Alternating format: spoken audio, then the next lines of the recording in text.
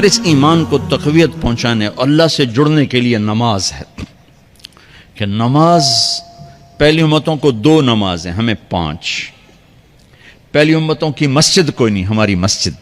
پہلی امتوں کی اذان کوئی نہیں، ہمیں اذان ملی۔ اور اذان اتنا بڑا عمل بنا دیا میرے نبی نے کہ آپ نے فرمایا کہ اذان دینے والا قیامت کے دن سب سے اونچے مقام پر کھڑا ہوگا۔ حضرت علی فرمایا کرتے تھے کاش میں اللہ کے نبی سے حسن حسین کے لیے مسجد نبوی کی اذان مانگ لیتا، یہ حضرت علی فرمایا کرتے تھے۔ اور جنگ قادسیہ میں مؤذن زخمی ہو گیا تو اذان دینے کے شوق میں سردار آپس میں الجھ گئے، کہتا میں دوں گا، ایک کہتا میں دوں گا۔ پھر قرہ اندازی ہوئی، جس کا نام نکلا اس نے اذان دی۔ حضرت عمر فرمایا کرتے تھے اگر میں امیر المومنین نہ ہوتا، اگر میں خلیفہ وقت نہ ہوتا تو میں مسجد نبوی کا مؤذن بننا پسند کرتا۔ کسی کو اذان نہیں ملی، ہمیں اذان۔ پہلا مؤذن بلال بنا، پہلے مؤذن اللہ نے بلال کو یہ عزت عطا فرمائی۔ دنیا میں یہ ہے اور آخرت میں یہ ہے کہ میرے نبی نے فرمایا کہ جب جنت میں جانے کا وقت آئے گا نا تو جنت کی میرے لیے سواری لائی جائے گی، میں اس سواری پہ بیٹھوں گا تو اس کی جو وہ رسی ہوگی نا وہ ایسے نیچے گر جائے گی، یہ نیچے گرے گی۔ اس رسی کے یعنی اس کی جو لگام ہوتی ہے نا وہ نیچے گرنے کا مطلب ہے یہ ایسے نیچے گر گئی۔ اب نیچے گرنے کا مطلب ہے کہ اس کی ڈرائیونگ میرے نبی نے نہیں کرنی، کوئی آنے والا ہے، کوئی ڈرائیور آنے والا ہے جو رسی پکڑ کے چلے گا، کوئی کوچبان آنے والا ہے جو اس کو پکڑ کے چلے گا۔ رسی کا گرنا ایک انڈیکیشن ہے کہ کوئی نصیب والا اب آئے گا۔ جب آپ کی سواری کھڑی ہوگی، رسی نیچے ہے، تو اب سب کی گردنیں ایسے ہوں گی، کون، سب قیاس کر رہے کون۔ اللہ کی طرف سے اعلان ہوگا بلال کو بلایا جائے، بلال۔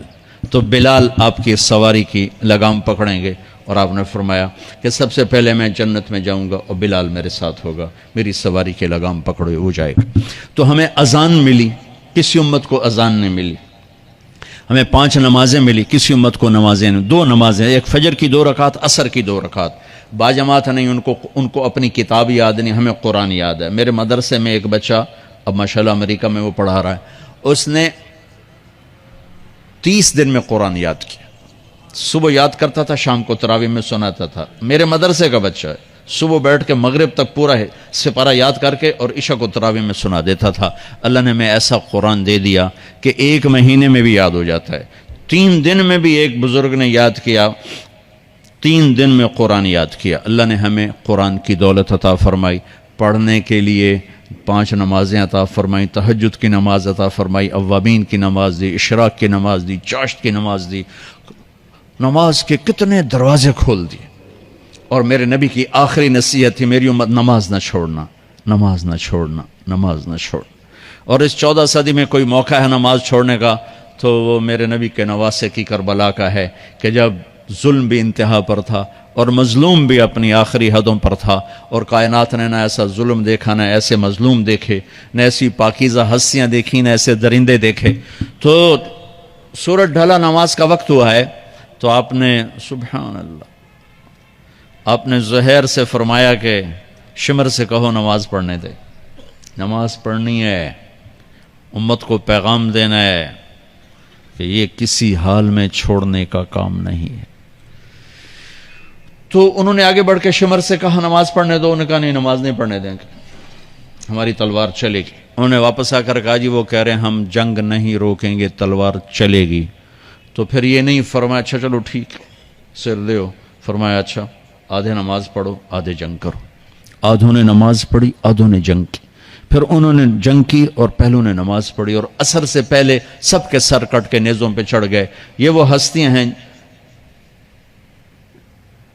جن کو میرے نبی نے کہا میری آنکھوں کی ٹھنڈک حسن حسین، میرے جگر کے ٹکڑے، میرے جنت کے پھول، پتہ نہیں کیا کیا تشبیہات دی ہیں میرے نبی نے۔ اب جنت کے نوجوانوں کے سردار حسن اور حسین۔ اور پھر نماز نہیں چھوڑی۔ ان کو جنت کی بشارت تو ماں کے دودھ پیتے مل گئی تھی، کربلا کی وجہ سے نہیں ملی سرداری ان کو، وہ تو ان کے سر کا صحرا ہے الگ۔ ان کو سرداری جنت کے ملی ماں کا دودھ پیتے ہوئے کہ جنت کے نوجوانوں کے سردار ہیں حسن اور حسین۔ نماز نہیں چھوڑی میرے عزیزو، نماز نہ چھوڑ۔ اللہ کا شکر ہے، میں آپ بچوں کو دیکھ کے مجھے اپنا کالج کا دور یاد آ رہا ہے۔ ہمارے دور میں ایک نعیم الدین صاحب گورنمنٹ کالج لاہور میں تبلیغ کا کام کرتے تھے، اور وہ اکیلے ہی نماز پڑھتے تھے، کوئی نمازی نہیں ہوتا تھا، اور کسی لڑکے کی داڑھی نہیں تھی، کسی لڑکے سوا سے ایک نعیم الدین کے۔ اب ہر کالج میں جائے داڑھیوں والے بچے نظر آتے ہیں، ٹوپیوں والے بچے نظر آتے ہیں، کوئی لڑکی کے سر پہ دوپٹہ نہیں ہوتا تھا، کوئی ایجوکیشن تھی۔ اب لمز جیسی یونیورسٹی میں بھی لڑکیاں پورے برقعے میں ہوتی ہیں، حجاب میں ہوتی ہیں، نقاب میں ہوتی ہیں۔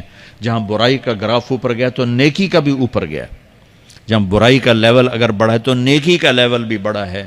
اتنا بڑا میری نسل کا مجمع اللہ کی بات سن رہا ہے، یہ اس دور میں کوئی تصور نہیں کر سکتا تھا۔